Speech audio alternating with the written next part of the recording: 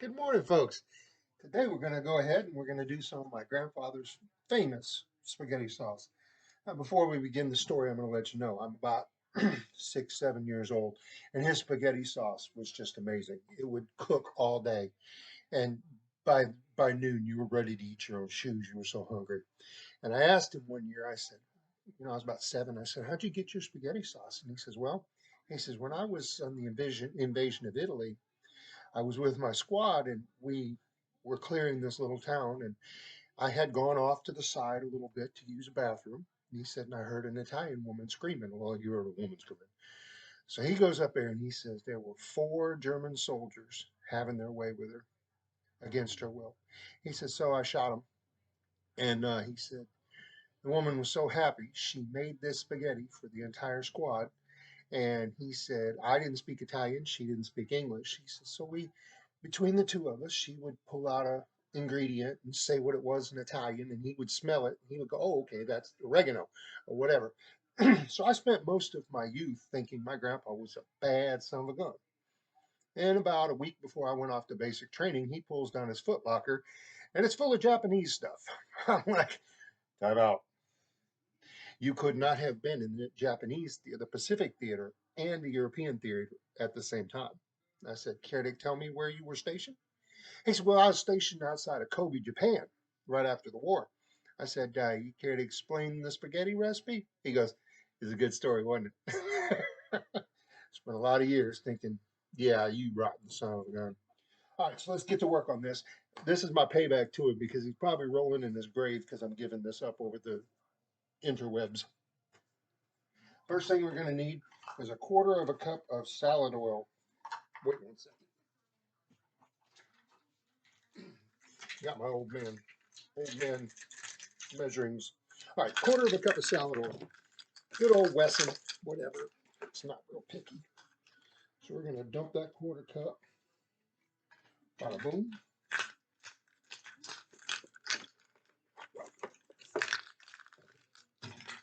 Quick, wipe down.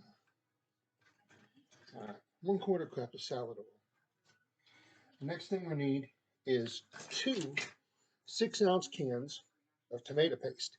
You can use a 12-ounce can if that's all you can find. I mean, you're inevitably you're wanting 12 ounces of tomato paste.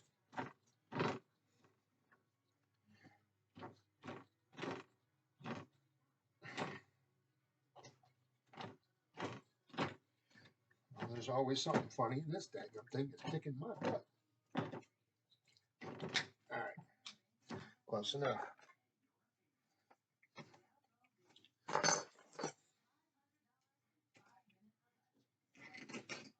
There we go.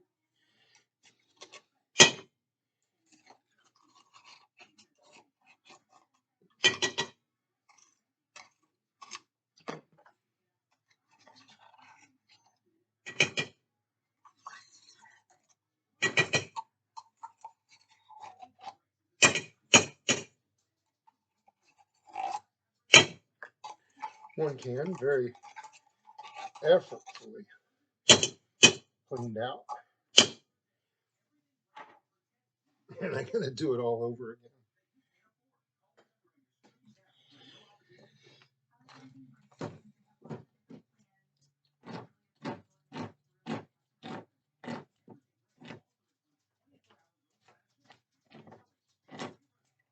Okay, and there's the second can.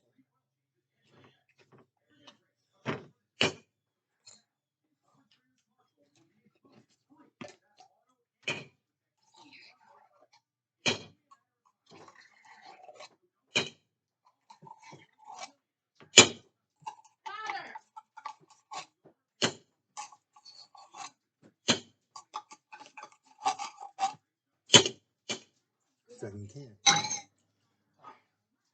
Next on the run, 2 to 4 cloves of garlic. 2 to 4 cloves of garlic. Well, who in the heck has 2 to 4 cloves of garlic readily available? I just don't keep it in the house. Use this interesting thing. 1 clove of garlic is equal to 1 teaspoon of this stuff. So we want 2 to 4 cloves of this. There's one. There's two. One because it tastes good, and one to keep the vampires away. Now, next on the run, 4 cups of water. Plain old high quality H2O. All right. And onward and upward. 1 teaspoon of salt. Okay.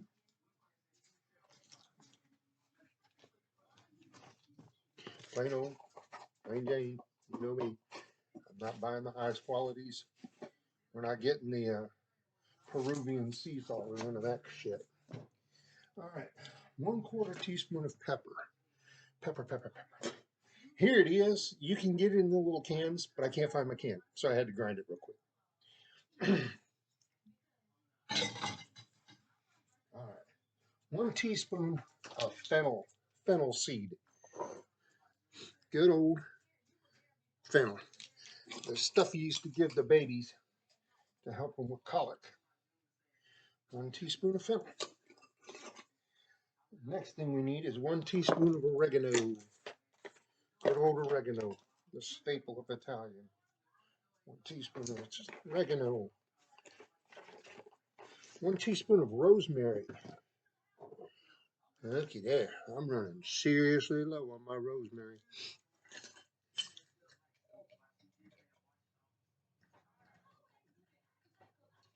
Okay, 1 teaspoon of rosemary. And that's that. So I gotta mark that on the list.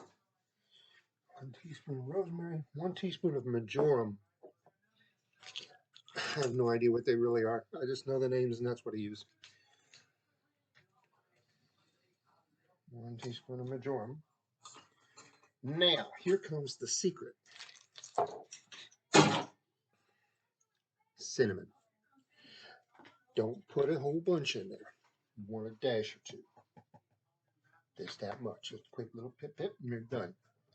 Now we got all that together. We're going to whisk it up. And then I'll go ahead and show you. And then we're going to let this bad boy sit and simmer. Now, the cool thing about this is usually I don't just make single amounts. I usually make this in batches of 4 and 5 and 6.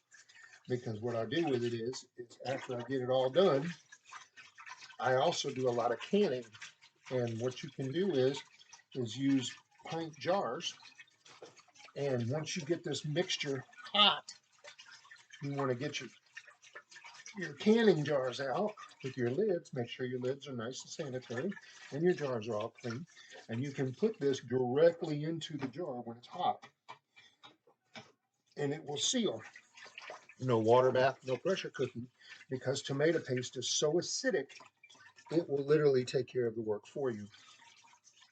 Now, I'm going to get this boiling. I'm going to put this on low simmer, real low simmer, and I'm just going to let her go for about 3 to 4 hours. Now, you're going to be tempted to try it a little early. Don't. You won't like the results. They're nasty. It tastes like crap.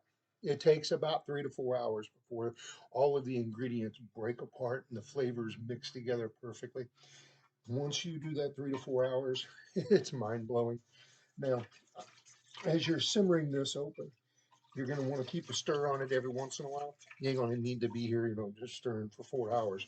But you're going to want to put a stir to it every once in a while. And when you see it starting to thicken up a little more than what you want because water's vaporizing, add water as needed. You want to keep the consistency the same, but you want to give it the opportunity for the flavors to break down. So you're going to let that sit. You're going to continue to feed it water if needed to the consistency you want. If you like thicker spaghetti sauce, you're going to want it to get a little thicker. You like runnier spaghetti sauce, a little runnier. We use this literally as a go-to for anything red. Marinara sauce, pizza sauce, spaghetti sauce, lasagna, anything that requires red.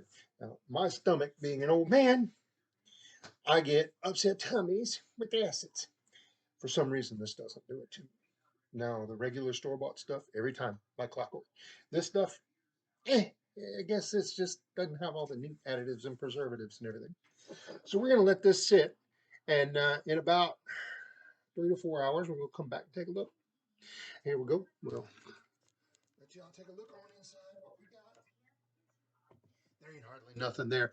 This is just a single recipe. This would be good for someone, a couple, maybe just a couple with one kid, and then just go ahead and keep making it bigger.